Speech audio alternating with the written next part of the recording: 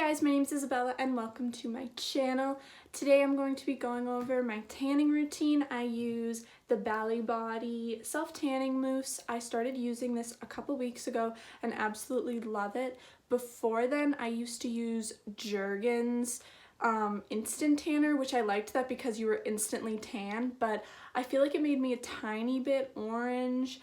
Not anything too drastic, so like it's definitely a good option, especially if you want a cheaper tanner, because I think it's only like $11.99. But I just really like the Bali. As far as cheap tanners, I would not put the Bali in that category though, because the Bali is $35 for the bottle. But I think it's worth it because I didn't realize this until like a year into using the Jergens, because my sheets had always been like dark purple, but I switched over to white sheets and realized there was like a Cheeto imprint of me in the bed.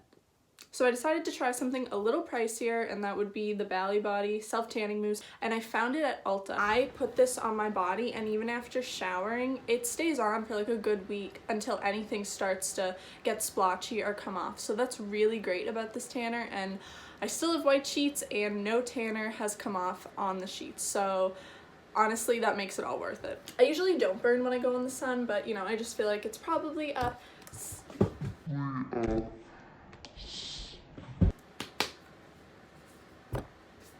Anyway, let's go over, I guess, some quick tanning tips. I don't follow all of these, I just know that they are helpful. First is shaving. I do shave before I tan every time, just because, you know, like leg hairs and stuff, you don't need that getting in the way. I would say shave whatever you normally shave. This might be TMI, but I shave my arms. I just have always had really dark arm hair. A few months ago, I was like, I'm gonna shave my arms and see what this comes out like. And I actually really like it. And when my arm hairs grow back, I don't think it's noticeable, and they don't grow back funny. You know how they say like when you shave, your hair grows back darker? I've heard that that's a myth, and that's not true. It just like grows in at a different angle, and it can appear darker because of that, maybe like the shadow or something. But yeah, I've had no issues, so if you have dark arm hair and it bothers you, try shaving. Another thing is exfoliating. I've never exfoliated before I've self-tan. Maybe I'm missing out on something, I don't know. So I think if you can exfoliate before you self-tan, like that shouldn't stop you. You can still put your self-tanner on. Especially with the Bali, nothing comes out streaky, everything comes out good. What else? Moisturizing. So I would say moisturize like your elbows, knees, ankles, just like the drier, rougher areas that the tanner almost just like can hold on to those areas, or it's harder to rub in, you know, like you can get really dark elbows or knees, and that'll just look kind of like you use self-tanner. So we want to make it look as natural as possible, and like we just went out in the sun and got sun-kissed and radiant in 4 hours.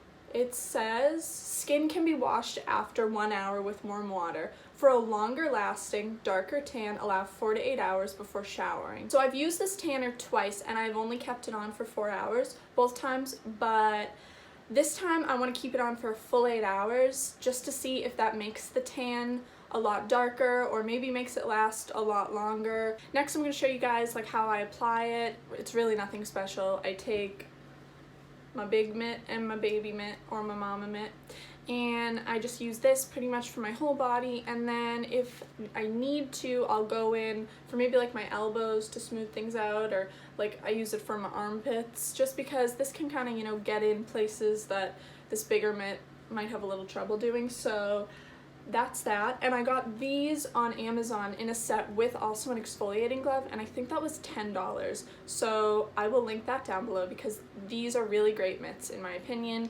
I bought mitts at Ulta, but I didn't like those, and also I noticed, maybe it was my bad because I wasn't really washing them after I put the tanner on, but like they started to turn like green, so I probably could just wash them, but they were like $5, so I just threw them out, and now I use these and I like these a lot better. So definitely recommend these. I think that's everything I wanted to say. If you guys are enjoying this video so far and you are not subscribed, please feel free to subscribe. Let's get tanning.